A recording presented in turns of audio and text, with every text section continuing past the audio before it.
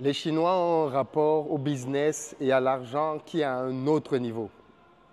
Je vais vous raconter ce qui m'est arrivé hier. Je suis arrivé hier en Chine à 23 heures. Enfin, je suis arrivé d'abord à Hong Kong, ensuite à Guangzhou à 23 heures. Et j'ai une dame ici avec qui je travaille depuis maintenant quelques mois. Et quand je lui ai dit que je revenais en Chine pour continuer ma prospection de fournisseurs, elle a simplement décidé qu'elle allait venir m'attendre à la gare. Je lui ai dit ok, pourquoi pas, si tu veux. Donc, elle arrive hier et je découvre qu'elle vient avec son mari. Donc, on arrive, je lui dis bon, moi j'ai besoin de prendre une puce locale pour être joignable parce que quand tu arrives en Chine continentale, tu perds complètement tous tes réseaux. WhatsApp, YouTube, Facebook, tout ce qui est américain là, out. Ça n'existe plus ici. Donc si tu veux continuer à être connecté, il te faut un VPN. Et j'ai fait l'expérience que quand les fois d'avant, je ramenais mes VPN occidentaux, Cyber, Ghost, tout ce que vous voulez, ce n'était pas très efficace. Il y a des VPN ici en Chine qui sont beaucoup plus efficaces et qui te permettent vraiment d'avoir accès à ton téléphone comme si tu étais en Occident ou ailleurs dans le monde. Donc l'une des premières choses que je fais pour être en contact avec la famille et ainsi de suite, c'est donc rapidement d'être connecté parce que sinon... Bonsoir. Ça va bien vous? Oui, ça va bien. Ah, ok. Enchanté. Ok, enchanté. Ça va bien? Depuis longtemps? Quelques jours. Ah, ok. J'aimerais avoir votre contact. Tout à l'heure quand je termine. Ok. Ok. À tout à l'heure. Ok. Donc, qu'est-ce que je disais? Je ne sais même plus. Oui, donc du coup, la dame, voilà, il me fallait un VPN. Donc, elle me propose de m'accompagner, prendre le VPN. Mais avant d'arriver au VPN, elle fait un détour au restaurant parce qu'elle estime que j'ai fait un long voyage, donc il faudrait que je mange. Je dis, ok, d'accord, si tu insistes. On arrive au restaurant et je découvre que c'est l'anniversaire de son mari parce qu'elle est venue avec son mari. Je découvre que c'est l'anniversaire donc de son mari. Je me dis, mais gars, le jour de ton anniversaire, tu es dehors avec ta femme en train de prospecter un client. C'est quand même spécial comme mindset par rapport au business. Donc nous voilà on se retrouve à dîner donc avec son mari pour son anniversaire. Et à la suite de cela, elle m'accompagne donc pour que je puisse prendre un VPN, ainsi de suite. Alors, petite parenthèse d'ailleurs, pour ceux d'entre vous qui ne le savent pas, j'ai créé un pack de formation avec une très grosse promo qui expire à minuit aujourd'hui. Et ce serait dommage de passer à côté parce que c'est un pack de formation dans lequel je mets 5 masterclass que beaucoup d'entre vous m'ont demandé. Une première masterclass sur la gestion des finances, comment gérer son argent. Dans cette masterclass, je vous explique comment, sur la base d'un salaire, avoir une bonne stratégie d'enrichissement qui va prendre du temps et d'investissement, la bourse, l'immobilier, ainsi de suite. Dans une autre masterclass, je vous montre comment investir en bourse en Afrique, notamment en Afrique de l'Ouest, et le type de rentabilité que vous pouvez avoir sur ces marchés-là. Dans une autre masterclass, je vous montre comment investir dans l'immobilier, notamment tout ce qui est immeuble de rapport. Dans une autre masterclass, on parle plutôt de location de voitures. Bref, il s'agit vraiment de 5 bonnes masterclass que je vous donne quasi gratuitement. Donc, allez dans la barre de description pour en bénéficier avant qu'il ne soit trop tard. Donc, pour revenir donc à l'histoire de la dame chinoise, on finit donc hier, un peu tard. Après, ils me déposent à mon hôtel. Et une fois qu'ils m'ont déposé, donc, on se donne rendez-vous aujourd'hui. Parce que c'est quand même quelqu'un chez qui je voulais acheter plusieurs éléments pour mes différentes activités.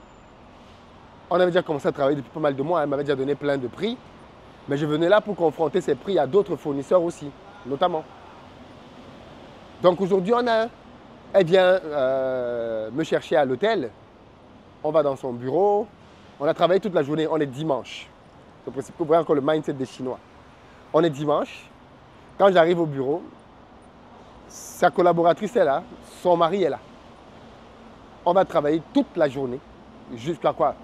On vient de se séparer. Il est 22 heures ici quand on s'est séparés. Et on s'est donné rendez-vous demain pour continuer de bosser.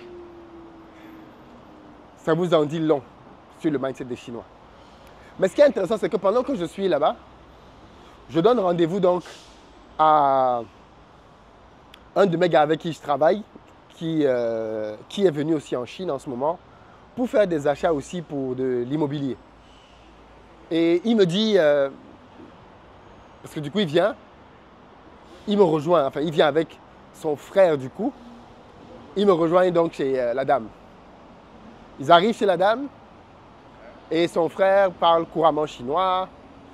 Il a sa boîte ici. Je vais lui faire une interview demain pour qu'on parle un peu de business en Afrique. Et je vais créer du contenu exclusif pour les membres. Si vous n'êtes pas membre de la chaîne, à côté du bouton s'abonner, il y a un bouton rejoindre. Je vous invite fortement à rejoindre la communauté pour avoir du contenu exclusif. Donc, on se retrouve donc dans la configuration dans laquelle le gars qui arrive là, qui lui parle couramment chinois, il me dit, tu as déjà acheté? Il me dit ça en français. Bon, elle ne comprend pas. Et il dit, non, pas encore. Il me dit, gars, n'achète pas, il y a mieux. Il me dit, n'achète pas, il y a mieux. Il dit, gars, je n'ai pas encore acheté. Je suis encore en phase de... Je veux maintenant qu'on affine ses prix parce qu'elle m'a donné des prix sur des quantités. Maintenant, j'ai des quantités un peu plus précises. Donc, je veux qu'on affine ses prix. Il me dit, ok, d'accord. En tout cas, sache que tu peux trouver mieux. Je lui ai dit, je n'en doute pas. On en parle après. On en parle après. Quand on finit donc la journée, là, on est venu pour manger, justement. On m'a fait découvrir... il y a plein de restaurants africains ici. Ça change un peu de la gargote dans laquelle je suis allé la dernière fois, qui m'avait laissé un souvenir pas très glorieux. Là, cette fois-ci, quand même, je suis dans une ruelle où il y a plusieurs restaurants, libériens, éthiopiens. J'ai même vu Hakuna Matata quelque part là. Et là, je suis dans un restaurant camerounais, donc ça fait plaisir de voir qu'il y a quand même des restaurants un peu plus potables que ce que j'avais vu la dernière fois. Mais pour revenir au sujet, il me dit donc que non. En fait, cette dame-là, elle est trader. Écoutez bien, hein, elle est trader. Ça veut dire qu'elle n'a pas d'usine. Si tu veux un prix moins cher, il faut que tu ailles à l'usine. Les usines vont généralement te faire des prix plus bas. Je dis OK. Et il me dit que lui, il a d'ailleurs des usines à me recommander. Parce que les traders, bien évidemment, ils te font plus cher que le prix de l'usine. Ils ont à peu près 10% de pourcentage. Juste que le trader a quand même un certain travail qu'il fait. Surtout quand tu veux beaucoup de choses et que tu ne parles pas chinois. Eh bien, le trader, lui, va être ton point de contact avec l'usine. Bon, je lui dis, mais attends, la dame m'a dit que c'est son usine. Et là, il me dit, mais tout le monde a une usine en Chine. Il dit, moi-même, je peux aller demain avec toi à l'usine. Et là-bas, c'est moi le patron de l'usine. Je lui dis, comment ça? Il me dit, mais dès que tu as un peu de sous, dès que tu as un peu de moyens, ou dès que tu veux prendre une commande, le Chinois n'a aucun problème à ce que tu dises que c'est ton usine. Ça ne le dérange pas. Tant que tu achètes, il me dit, tu viens, on va te traiter comme si c'était toi le patron de l'usine. Le Chinois n'a aucun problème avec ça. Si tu veux être le patron de l'usine, c'est toi le patron de l'usine. Tant qu'à la fin de la journée, tu lui ramènes de l'argent. Le mindset des gars, les Chinois, c'est à notre niveau. Il me dit donc, non, en général, les traders n'ont pas d'usine. Donc, si tu veux un prix le plus bas, tu vas à l'usine. Et vous savez ce qui se passe? C'est que je me sens quand même un peu redevable. Ouais, et on va arriver au principe business dont je voulais vous parler. Je me sens un peu redevable et je me dis, mais la dame là, elle a quand même été sympa avec moi. Elle est venue me chercher hier à la gare. Elle m'a offert un dîner. Aujourd'hui, elle est venue me chercher pour m'amener à son bureau. Quand on est arrivé à son bureau, elle m'a offert à manger. Et là, maintenant, je vais aller chez quelqu'un d'autre qui est moins cher. Je vais la laisser tomber pour aller chez quelqu'un d'autre qui est moins cher. Qu'est-ce que vous auriez fait? Mais surtout, est-ce que vous avez compris ce que la dame a fait? Il existe en vente un principe très puissant que les bons vendeurs utilisent. C'est celui de la générosité. On parle même parfois du freemium. C'est-à-dire c'est un business basé sur du gratuit. Vous remarquerez qu'il y a beaucoup d'applications, beaucoup de sites. Prenez un site comme Canva. Quand vous utilisez Canva, Canva est gratuit. Il y a une version gratuite, n'est-ce pas?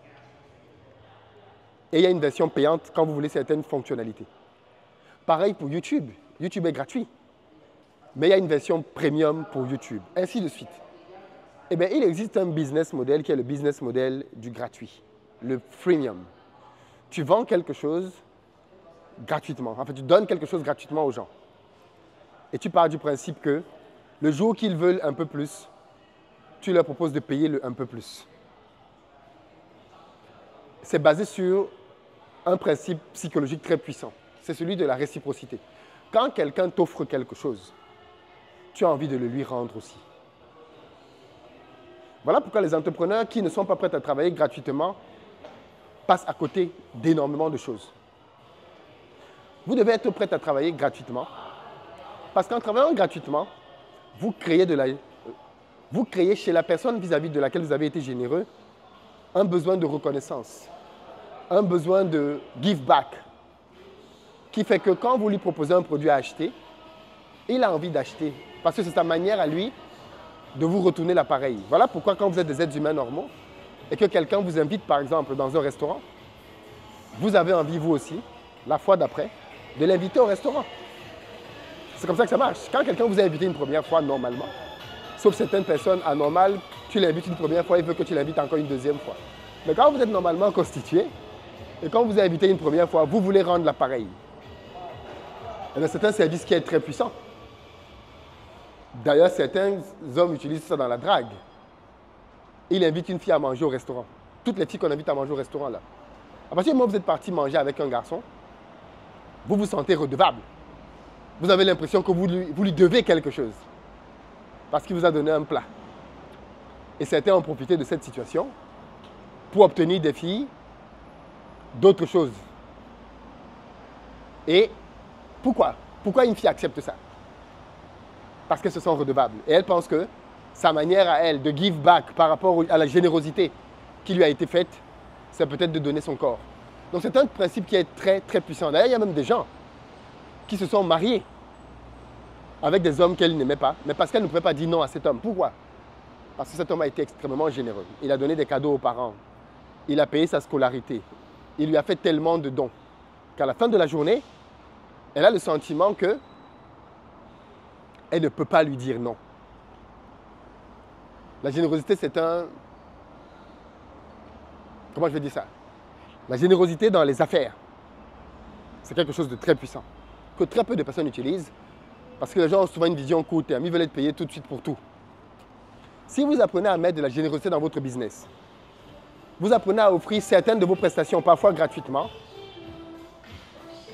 vous allez créer chez vos clients de la redevabilité.